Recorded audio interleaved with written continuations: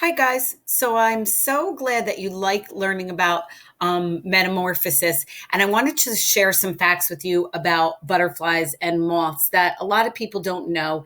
And I promised you some science secrets, like how to tell the difference. So, one of the reasons I love moths so much is one of the first moths that I really ever noticed when I was younger was a Luna moth. And they look like they glow in the dark because of their colors and because they're out at night. And if you remember when we talked about nocturnal animals in October, we said moths were nocturnal. So that's the number one reason that you would know if it's a moth, if it's out at night. You don't see butterflies out during the night, but sometimes you do see some moths out during the day. Okay, so you need some more clues to know if it's a butterfly or a moth. Now, moths are really cool, and a lot of people don't really think about moths too much because they think that they're boring and brown or gray and sometimes white and not colorful, but that's really not true. Some moths are very colorful, and some butterflies can be brown or gray or not colorful at all. So, one of the ways you know that it's a moth is number one, we just said it's out at night for the most part.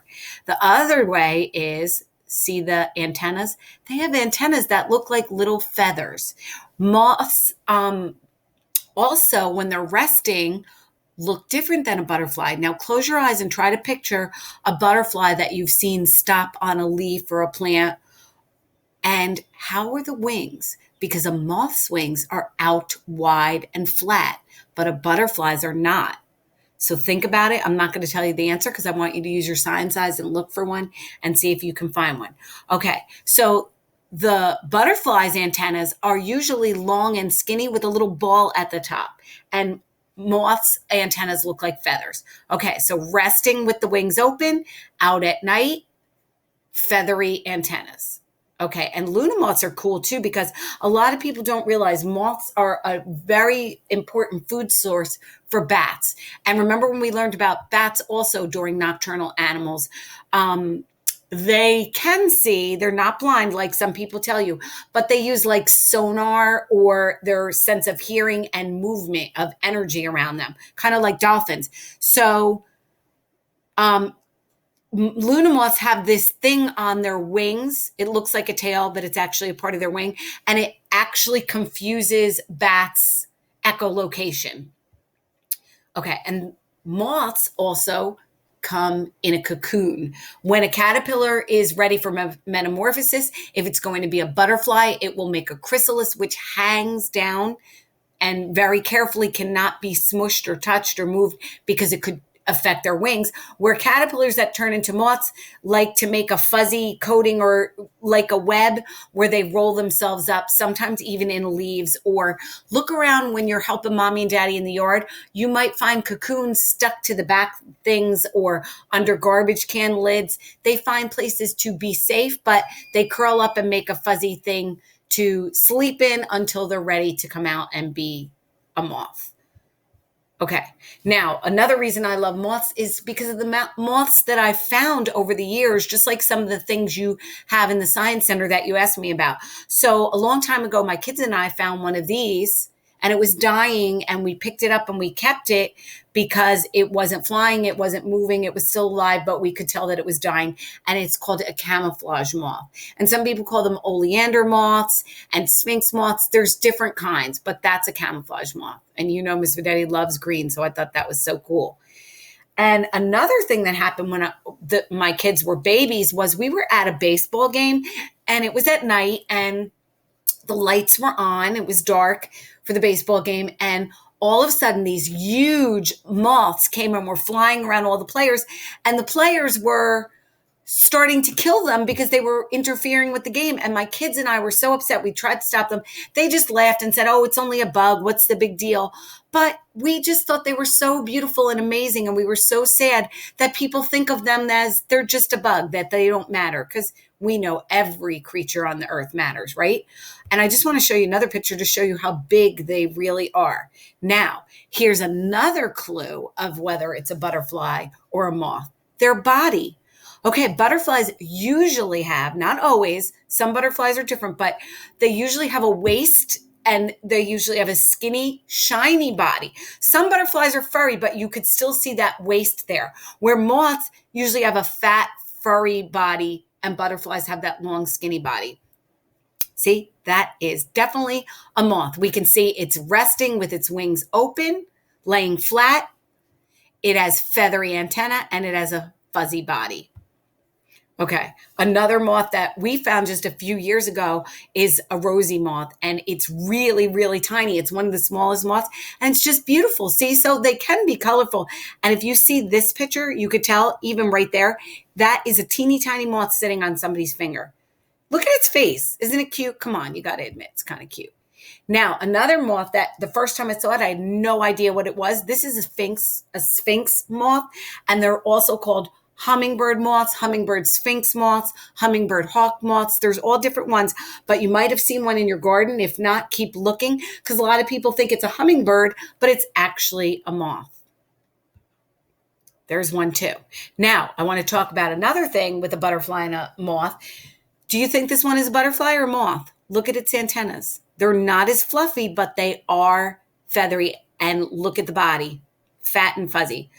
They have a proboscis. A lot of people tell you, oh, moths are so bad, they eat our clothes. Moths don't eat clothes. They don't even chew. They have a proboscis. And if you remember, we learned about that. It's a long straw. It's like a tube or a hose that they roll up. And when they want to take a drink of nectar, not pollen, they don't drink pollen. They spread pollen because it sticks under their body and to their legs. And they spread it when they go to flower to flower. So moths are actually pollinators too, but they use this proboscis to drink the nectar, which is like a sweet, sticky thing, substance or juice that comes out of the flower. Butterflies have a proboscis too. There's a moth proboscis, and those look skinny, but they're actually feathery. And look at the body if you're not sure. That's a moth. And this one is a butterfly.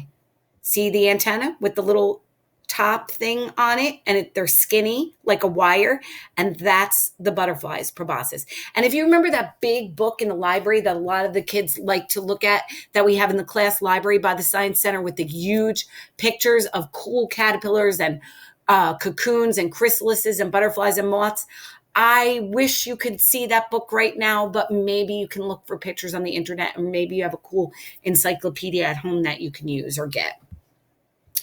Okay, do you think this one is a butterfly or a moth? This one is actually a butterfly. So if you said that, you're right. Look at the feelers. They're not feathers. And it is just white with a little bit of yellow, but that's a butterfly. It doesn't have a lot of colors. Butterfly or moth? Definitely a moth. It's laying with its wings out, and it has feathery antennas. Come on, it's cute. Butterfly or moth? It's a moth.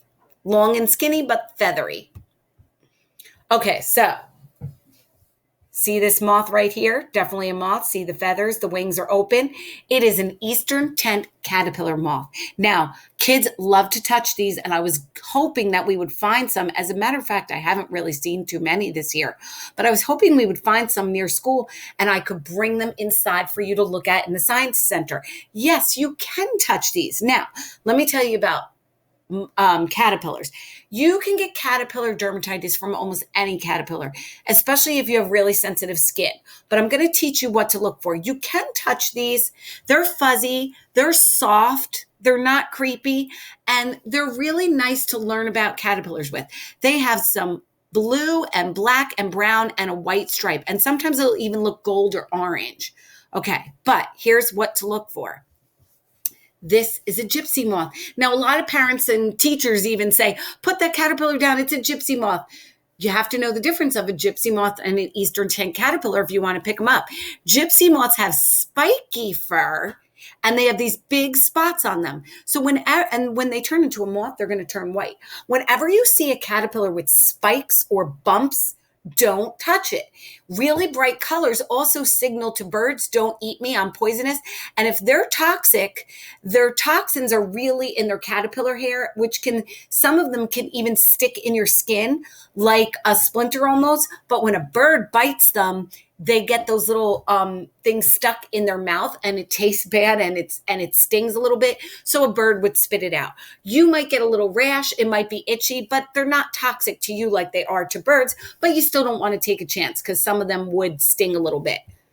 Okay. This one, a lot of people tell you that it's poisonous. It's a Tusk moth, and we do have these around here in New Jersey, and it's not poisonous. But you still want to be careful with anything you pick up. So look for bright colors, spikes, and bumps, and definitely don't touch any of those. This one, I pick them up all the time because I take them off my plants. Would you touch that one? No, definitely not. How about that one? No way, don't touch those. They look adorable, but those would have toxins in their little furs. How about this one? That's a devil. I forget what it's called. I think a horned devil. Nope. See those spikes? Even though it's not furry, it has spikes all over it, including here. So don't touch. Spikes and bumps and bright colors, the yellow. And this one's my favorite. It's a woolly bear. You can pick up woolly bears. Just be very gentle because, again, they do have those little fibers in their caterpillar fuzz, fur, whatever you want to call it. People call these woolly bears furry, but they're actually little fibers. And there's our eastern tent caterpillar up close. That's one of the ones you'll find everywhere in the trees. Grown-ups hate them, and a lot of times they have to kill them because they do damage to the trees. But one of the best ways to kill them is to take the tent off the branch, open it up, and leave it on the ground. And it sounds kind of mean, but it's better than using chemicals. Leave the tent on the ground, and guess who will come and eat them and save your tree? The birds, because they can eat them. They're not poisonous. So these are not spikes. These are like fur, and they're really soft. And maybe you can learn some more about caterpillars, moths, and butterflies. And I'm so proud of all your hard work this week. Great job.